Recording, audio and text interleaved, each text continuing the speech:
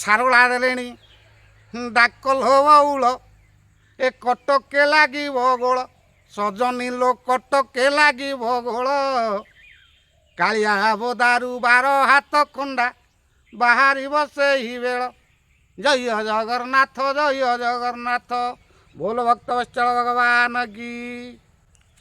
ସାରଳା ମଣ୍ଡଳରେ ମା ସାରଳା ଗୋଟେ ବିରକାଟିଆ ରଡ଼ି ପକାଇ ତାଙ୍କର 64 ଯୋଗିନୀଙ୍କୁ ସଙ୍ଗତରେ ଧରି ଆସିକି ପହଞ୍ଚିବେ କେଉଁଠି ନା କାଳିଆ ବୋଦାରେ। ସତ ସତ କୋଠା ଘର ଧନ ପୋଡ଼ି ଜଳି ହେବ କିନାର ଖାର ହେ ରାମଦାସରେ ଏହା ଜନେ ଦେଖିବେ ନେତ୍ରର ରାମଦାସରେ ନା ଭୂରିଶ୍ରବା ଚିନି ଦେଶେ ଆରେ ଜନମ ଲଭିଛି ଭକତ ବେଶେ ରାମଦାସରେ ବୀର ପାଗ ଭିଡ଼ିବ ବରସେ ରାମଦାସରେ। ଆରେ ମହାଭାରତରୁ ଭୂରିଶ୍ରବା ଚୀନ ଦେଶରେ ଜନ୍ମ ହୋଇଛି ସିଏ ଦୌଡ଼ିକି ପଳେଇ ଆସିବ ଆସିକି କ'ଣ କରିବ ନା ପାଗ କହିଲେ ଆଜ୍ଞା ପଗଡ଼ିଟାକୁ ବର୍ଷେ ପର୍ଯ୍ୟନ୍ତ ସିଏ ଭିଡ଼ିବ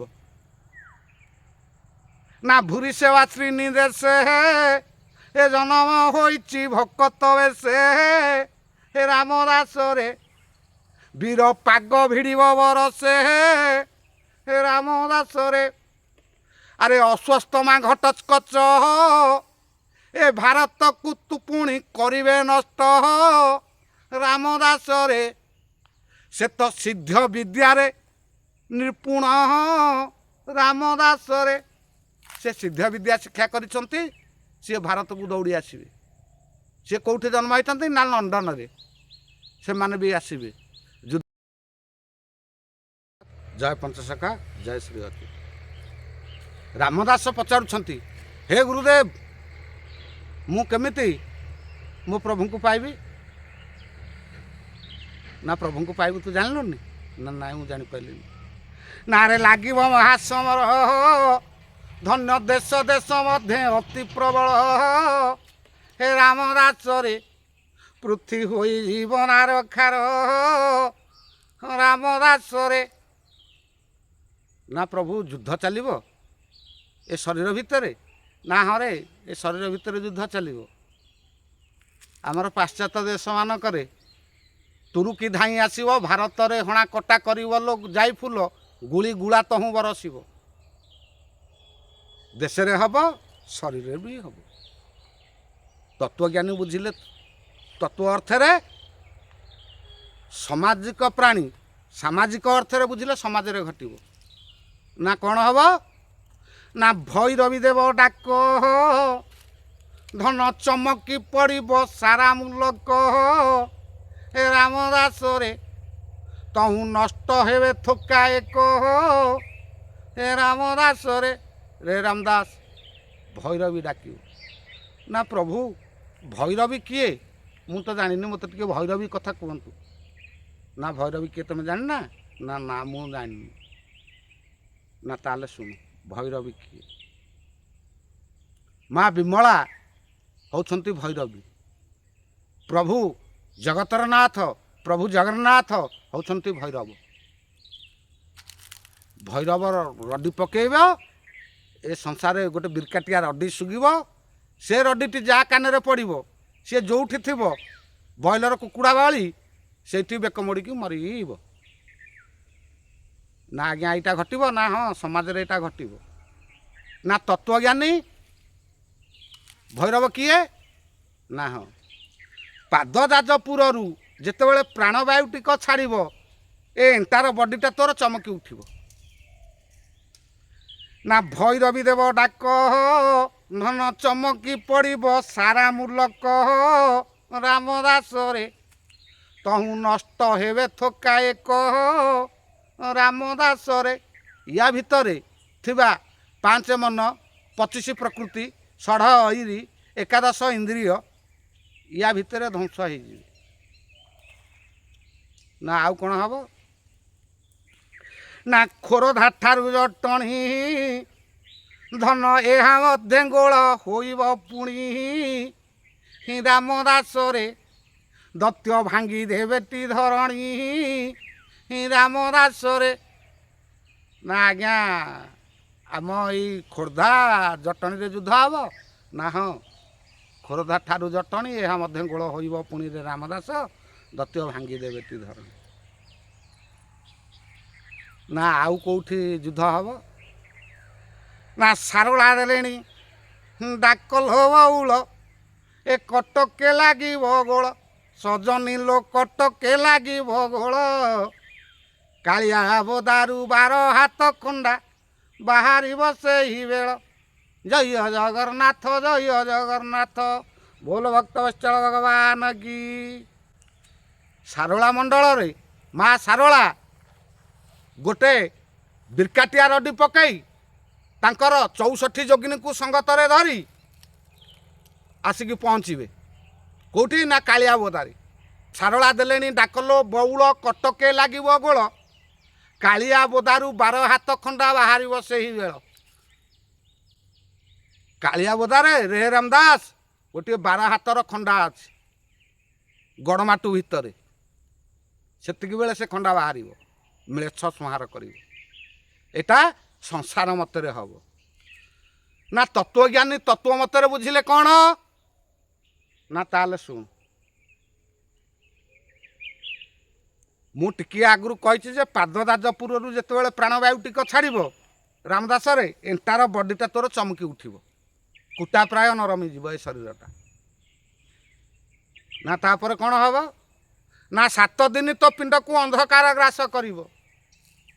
ନା 7 ଦିନ କେମିତି ଅନ୍ଧକାର ଗ୍ରାସ କରିବ ମୁଁ ତ ଜାଣିପାରିବିନି, ମୋତେ ଟିକେ କୁହନ୍ତୁ। ନା ତାହେଲେ ଶୁଣ, କବି ହେଲେ ଜଗନ୍ନାଥ ଦାସ ଅଚ୍ୟୁତଙ୍କର ସଖା।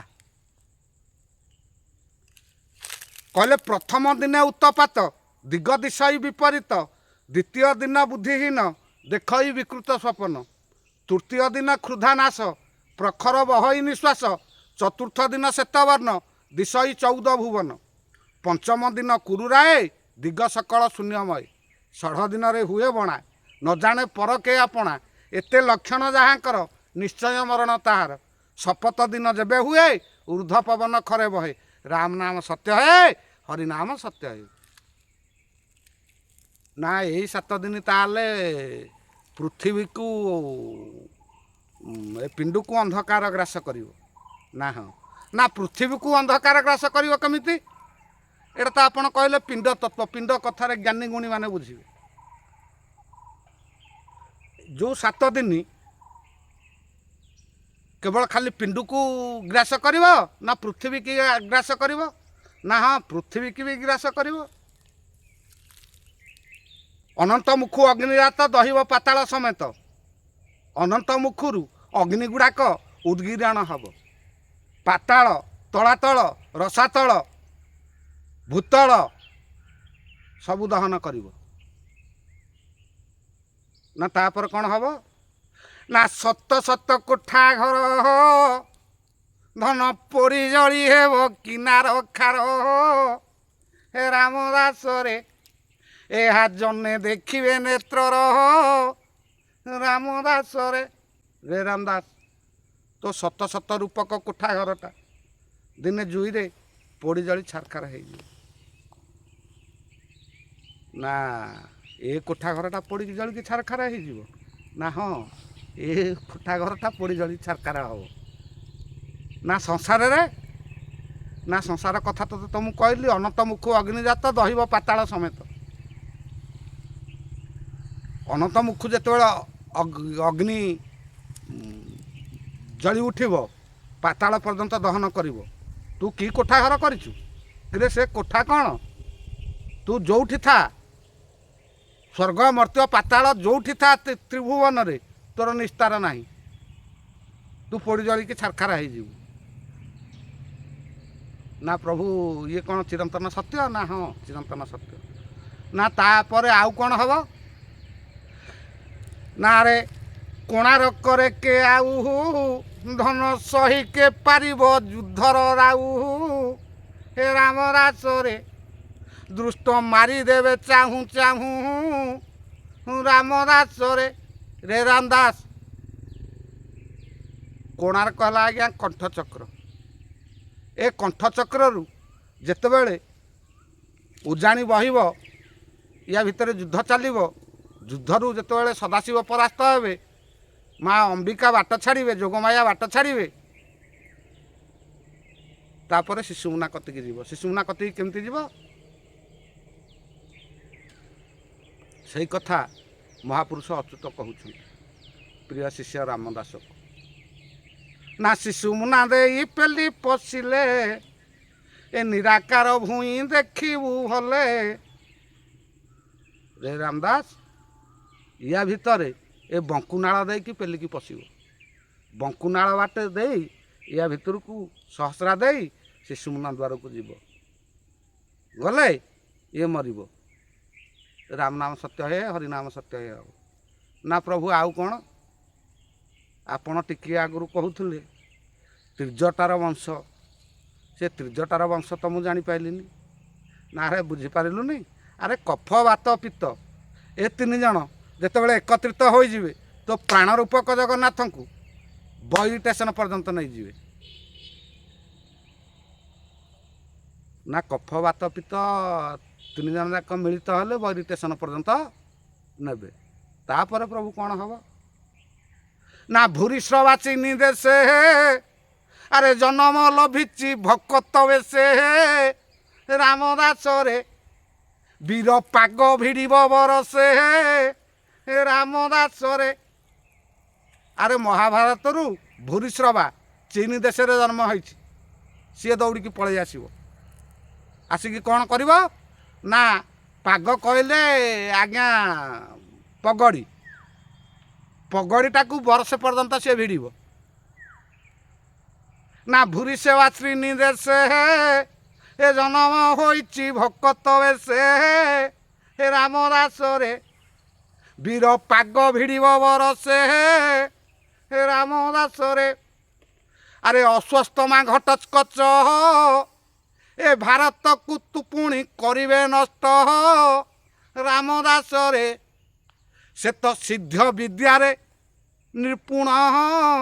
ରାମଦାସରେ ସେ ସିଦ୍ଧ ବିଦ୍ୟା ଶିକ୍ଷା କରିଛନ୍ତି। ସିଏ ଭାରତକୁ ଦୌଡ଼ି ଆସିବେ। ସିଏ କେଉଁଠି ଜନ୍ମ ହୋଇଛନ୍ତି? ନା ଲଣ୍ଡନରେ। ସେମାନେ ବି ଆସିବେ। ଯୁଦ୍ଧ ହେବ। ଯୁଦ୍ଧ ଚିରନ୍ତନ ସତ୍ୟ ଲାଗିବ। ହେ